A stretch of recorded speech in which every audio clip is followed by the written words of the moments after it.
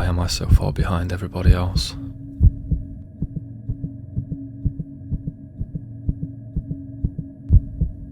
Why am I so far behind in life? The truth is, you aren't behind. You just think that you are because of social media, the things you see online, the things that people post, all these photos and videos. It's all the good moments. It's just a highlight reel of their life. Nobody posts what they don't want anyone to see, right? So they're only going to post the good times. So if you think that your life is boring, that you're not doing enough, that you should be doing that, you should be more successful, you should be in a different spot in your life right now, just remember that they were there at one point as well. Everybody was. Everybody had to start somewhere. Of course, someone's circumstances could be better than others. Some people get a head start. That's just how it is. But everybody started somewhere. You cannot compare your day 0 to their day 574 because that's not fair. Compare your day 0 to their day 0. Social media is a facade, right? You're going to post when you look your best, you feel your best, you're eating the best, you're having the best time. Yes, that's what it always is. Best. And you do sometimes see it that people do get a lot of respect when they post, their low moments, when they think, look, I'm not feeling great right now. This is how I look when I'm not posing. This is how I look when the lighting's not great. And those get a lot of respect, and rightly so, because a lot more people can relate to them, right? Of course, we can't just not compare ourselves. That's just not exactly possible. But we can compare ourselves in the right way. And what do I mean by that?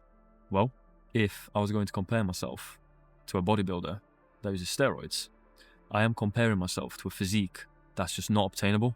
If I decide to compare myself to a natural lifter that's been lifting for 10 to 15 years, then I know that with the right amount of effort, consistency, diet, moderation, I can get there. That's real. I can achieve that. So comparing myself to an individual that's gotten there through natural means, just by years and years of persistence, that means I can also get there as well. So if you want to compare yourself to something that's realistic, to something that's real. So it might take longer, it might be harder, but you can actually achieve it.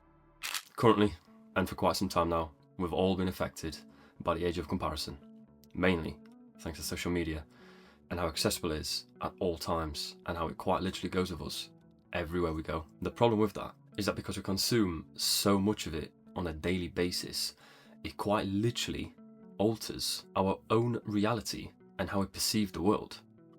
Things no longer look the same they used to, because we'll look at one object or one person or one holiday and immediately have 1,000 other things we can compare it to, because the world is shown through the lens of everybody's highlight reel and best moments. We fall into this trap of wanting better, brighter, shinier, bigger, grander, and end up in this constant void and this competition, and at the end of it all, we're always just left disappointed because we're not as much as them, right?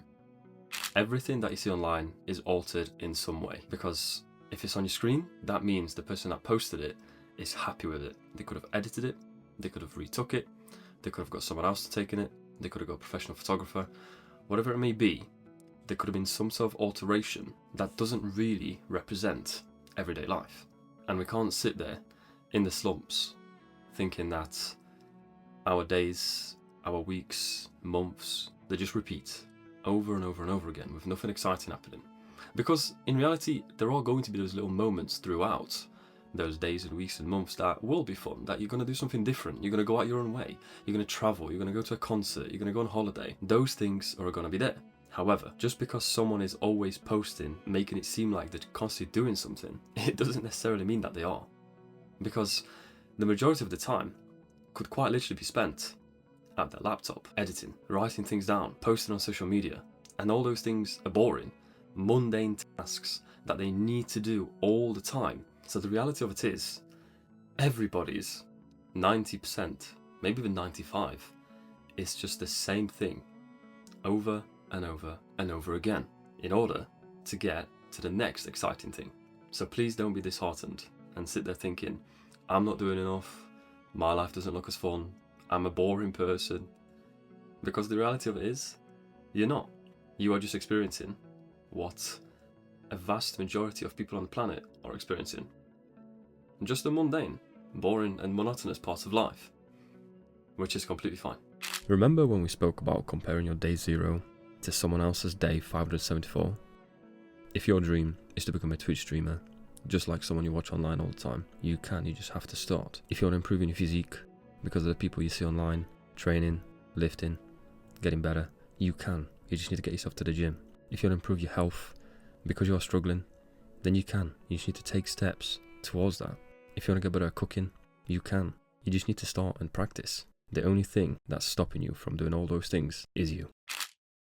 I know how tempting it is just to go on your phone, pick it up whenever you hear it vibrate, ding, you hear a notification, whatever it may be, it's there, right? It's always by your side. So it's always easily accessible. One of the easiest ways to try to separate yourself from this whole comparison thing is to live away from your phone whenever you can. Of course, I'm not saying just, get rid of your phone and live like a hermit in some sort of forest, because our phones are part of us now and they are part of our life whether we like it or not. Put it on Do Not Disturb, put it on silent, put it on the sleep mode, put it in a different room. Just have it away from your reach or sight for at least a little bit of time every day. That will allow you to be a little bit more present in the moment, because that's what a lot of us are lacking. We're unable to stay present in what we're doing right now, because if our present is boring because it's the everyday, it is very easy to get lost in someone else's false reality on a screen that's accessible just like that. When you don't have your phone on you, I believe you're able to think and engage more deeply in whatever it is that you're doing at the given moment. Perhaps you've been telling yourself that you want to start reading a little more. That will be so much easier when your phone is not around. You've got exams, you need to get essays done, you need to study. That will be so much easier when your phone is not around. Maybe you just want to go downstairs and enjoy a meal with your family. Leave your phone upstairs, leave your phone in another room, and just go and enjoy some family time. Set boundaries and make it more difficult for yourself to pick up the phone, because the harder it is for you to get your phone, the less likely you're going to go and get it. Alternatively, you can use your phone as more of a business tool or a life tool, rather than something that just gives you instant gratification and pleasure on demand. What do I mean by that? Well, personally, I use my phone to record all my YouTube stuff, all my social media stuff. I use it to find modeling castings. I use the calendar all the time because I'm very forgetful. I'm using my phone as a helper, as an assistant, as a business tool. Do I use it for pleasure? Of course I do. I watch YouTube on it, I watch films on it, and sometimes I do sit there looking at random things online, because we all do it. It's impossible not to. However, I'm very, very conscious of that, and I do my absolute best to limit it as much as possible. I don't think there will ever be a perfect answer as to how you can reduce phone and screen time and get away from comparing yourself to others online. I don't think there will be ever, a specific answer. Just do this and your life will magically get better and you'll all of a sudden stop having these thoughts. There won't be. I don't believe so anyway. However, there are going to be steps and moderations you can take and do yourself in order to lower it all, reduce it. You'll never get rid of it completely, but the more you can reduce it, the better. Thank you very much for tuning in to this week's video. I hope you enjoyed it and I hope you learned something new. If you disagree with anything that I said today, please leave a comment. I'll be more than happy to have a chat with you. As always, I would really, really appreciate it if you like the video and subscribe, as it helps me out an absolute ton. Last week, we spoke about how one day is going to be our last. So I'm going to leave that video for you right here. So after this one, go ahead and watch it. I think you'll get a lot of value out of it. And it goes hand in hand. How you just live your life, not care, stop comparing yourself, and just enjoy the time they have left. Thank you. And as always, I'll see you next week.